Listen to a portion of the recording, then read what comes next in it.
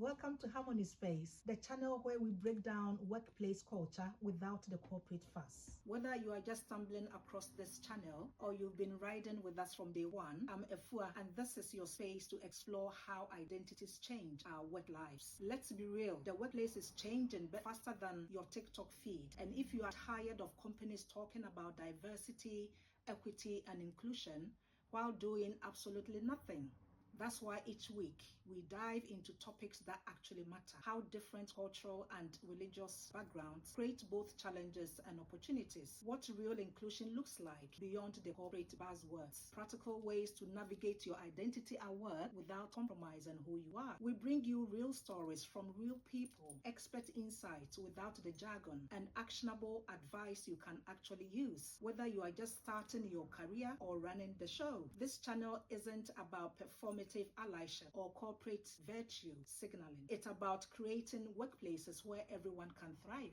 Because let's face it, we spend way too much time at work to not feel like we belong there. So hit that subscribe button, turn on notifications, and join our community in the comments. Got topics you want covered? Questions you need answered? Drop them below. The channel exists for you. Harmony Space, because diversity isn't just a checkbox, it's the future of work. Welcome to Harmony Space, where we explore the intersections of diversity, culture, and inclusion in today's rapidly evolving world. I'm Efua, and today we are diving into a topic that affects millions of people in the workplaces across the UK and beyond: religious diversity and workplace inclusion. What does it mean to truly respect diversity, spiritual beliefs at work? And how are Gen Z professionals reshaping these conversations? And why, in our supposedly secular society, these discussions are more important than ever? Stay with us as we explore these questions, share powerful stories, and provide actionable insights for both employees and organizations seeking to create more inclusive environments. Now, let's start with some context. The UK's religious landscape has transformed dramatically in recent decades. According to the 2021 census, for the first time, less than half of the population in England and Wales identifies as Christians, down from 59% in 2011 to just 46%.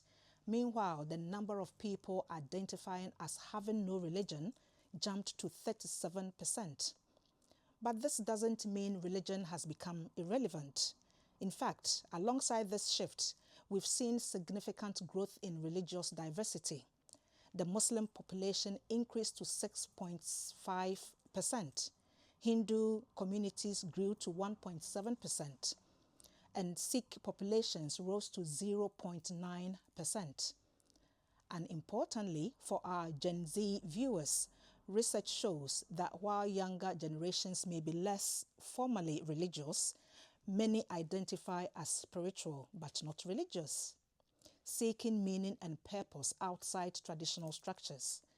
This diversity creates both opportunities and challenges in UK workplaces.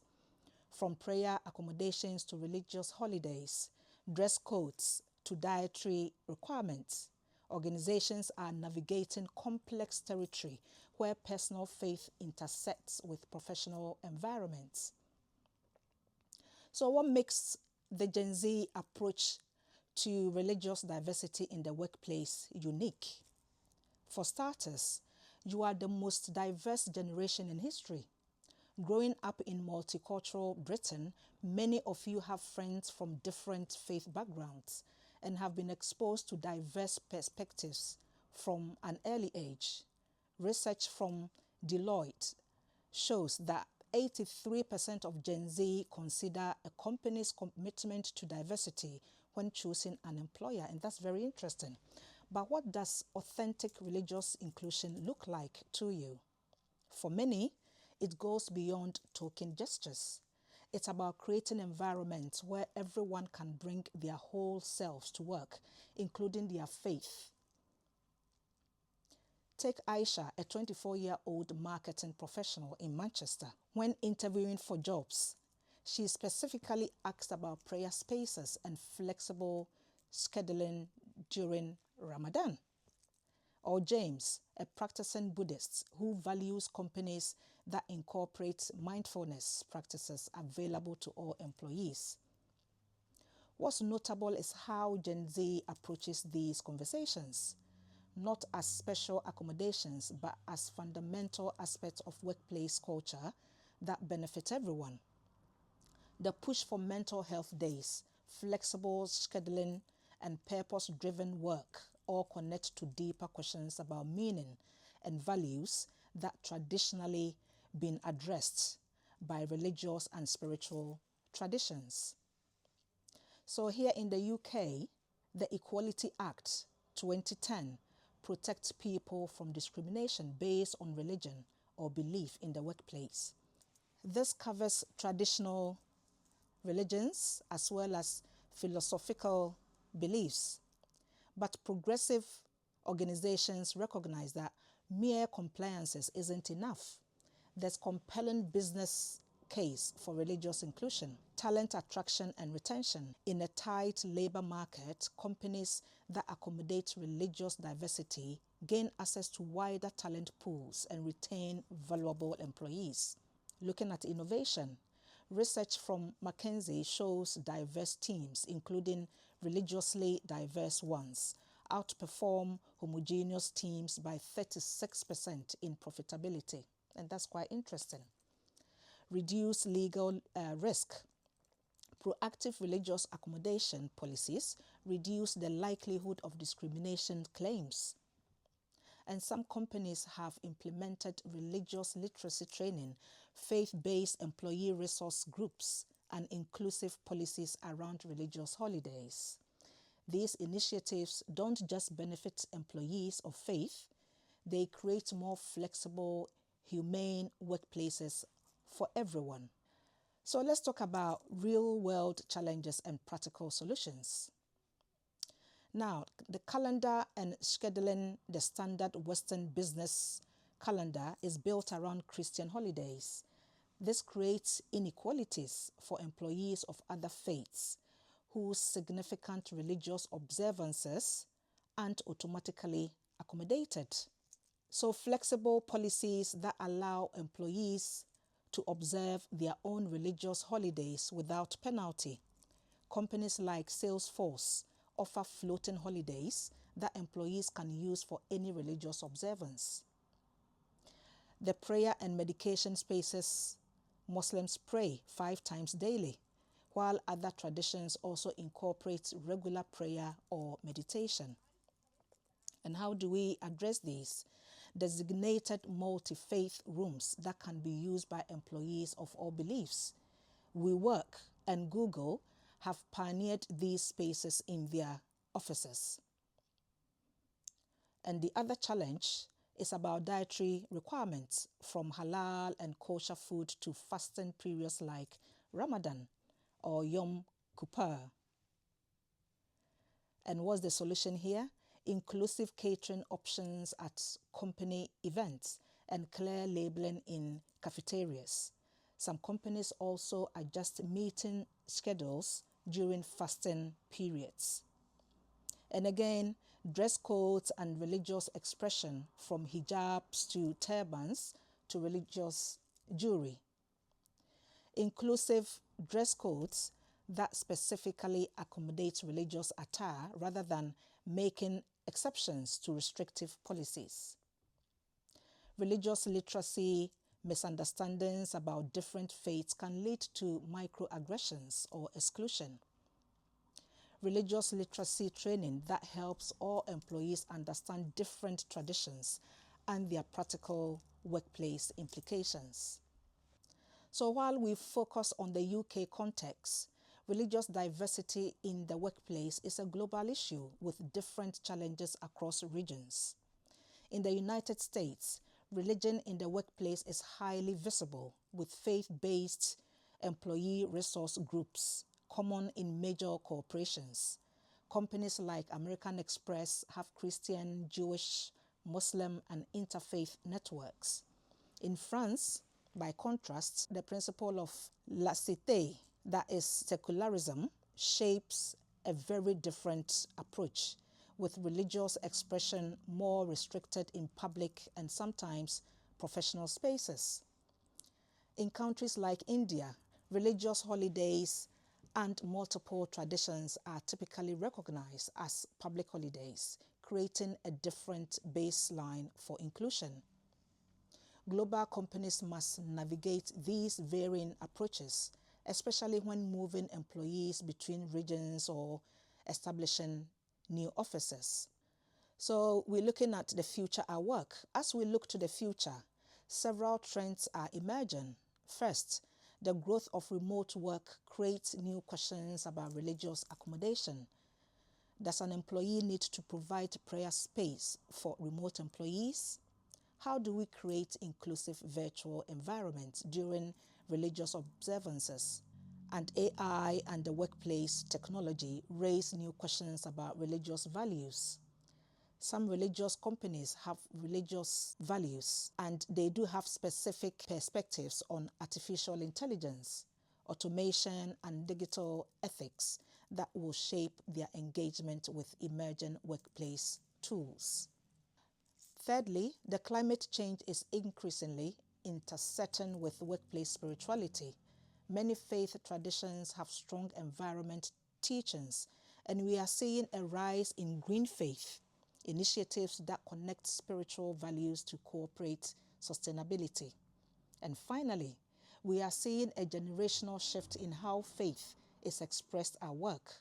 Gen Z professionals are more likely to view their faith as integral to their professional values or identity rather than something separate, matching their overall desire for value alignment between personal and work life.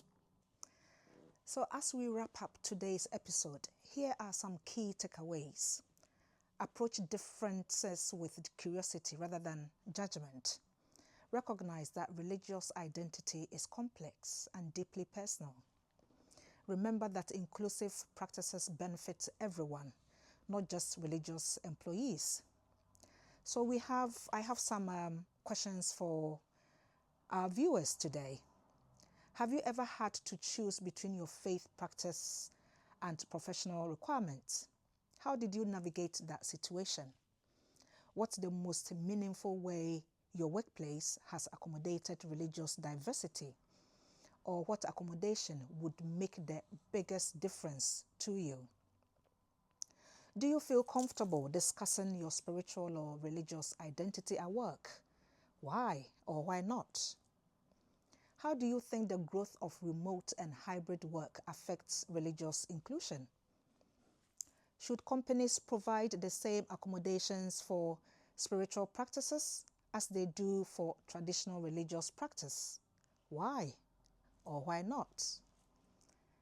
How can colleagues be allies to people of different faiths without having to share those beliefs? Have you ever experienced or witnessed religious discrimination in the workplace? What happened or how was it addressed?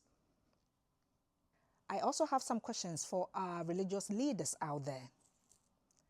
How has your community's experience in UK workplace evolved over the past decade? And what are the most common misconceptions about your faith tradition in professional settings? What accommodations are most important for followers of your tradition?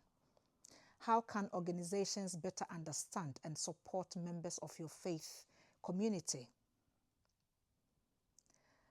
And for HR or the diversity inclusion professionals, what approaches do religious inclusion have you found most effective? And how do you balance accommodating different faiths while maintaining a cohesive workplace culture? What metrics do you use to measure success in religious inclusion? How do you address conflicts when religious beliefs seem to conflict with other diversity, inclusion, and equity priorities? And for the legal experts out there, What constitutes a reasonable accommodation for religious practices under UK law? And how has case law on religious discrimination evolved in recent years? What are the most common legal pitfalls organizations face regarding religious inclusion? How should organizations approach situations where religious beliefs conflict with company values? And for our business leaders out there, how has prioritizing religious inclusion benefited your organization? What challenges have you faced in implementing faith-friendly policies? How do you approach religious inclusion in different global markets with varying norms? What advice would you give to organizations just beginning to address religious diversity? And for the business community, how does your organization approach religious holidays beyond traditional Christian calendar? That's a very important one. And what specific accommodations have you implemented for your employees of different faiths, and what business impacts have you observed? How do you handle potential tensions between religious expression and other aspects of workplace inclusion, like the LGBTQ plus inclusion or gender equality? Does your organization provide religious literacy training? If so, what form does it take? And how are you addressing the increasing desire among Gen Z employees for spiritual meaning and purpose at work? What role do faith-based employee resource groups play in your organization? How are you adapting your religious inclusion policies for remote and hybrid work environments? What metrics do you use to evaluate the effectiveness of your religious inclusion initiatives? So thank you for watching today's episode. I'm sure you enjoyed it. Do not forget to hit the subscribe button. And if you have any questions, don't forget to put in the comment sections, and we'll do well to get back to you. Enjoy your day. Bye.